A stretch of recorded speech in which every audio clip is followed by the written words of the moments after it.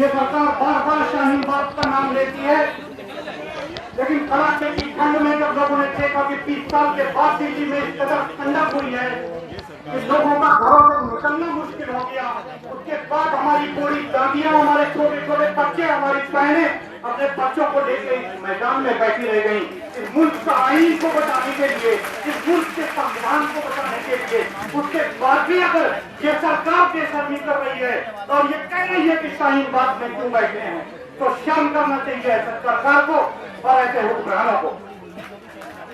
अमित शाह अपने आप को सबसे मजबूत होम मिनिस्टर कहते हैं,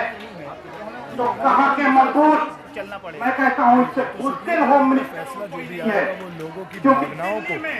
हिंदुस्तान की राजधानी में अगर इतनी बड़ी तादाद में हमारी माए बहनें बैठी हुई हैं इस मुल्क को बचाने के लिए, तो उस होम मिनिस्टर के पास इतना वक्त नहीं है कि आके उनकी बात को सुन ले कि आखिर मुल्क के इतनी बड़ी तादाद में लोग बाहर निकल के संकट में क्यों बैठे हुए हैं। नरेंद्र मोदी जी ने शायद ही दुनिया का कोई मुल्क छोड़ा हो जहां घूम के नहीं आ गए हो। जब बात देश की आती है, जब बात देश के संविधान को बचाने की आती है, तो मोदी जी भी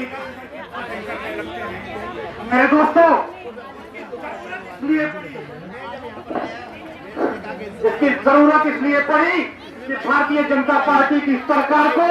ना तो नौजवानों को जवाब दे पा रहे हैं, न किसानों को जवाब दे पा रहे हैं। अभी भी इससे पहले एक किसान नेता बोल के गए हैं तिब्बतिया जी, शायद वो बैठे हो, मेरी बात सुन रहे हो, तो मैं उन तक भी बात पहुंचाना चाहता हूँ कि 10,000 किसानों ने आत्महत्या कर दिया। कहाँ गया मोदी जी का किसानों के साथ किया हुआ वादा? कहाँ गया अमित शाह का किसानों के साथ किया हुआ वादा?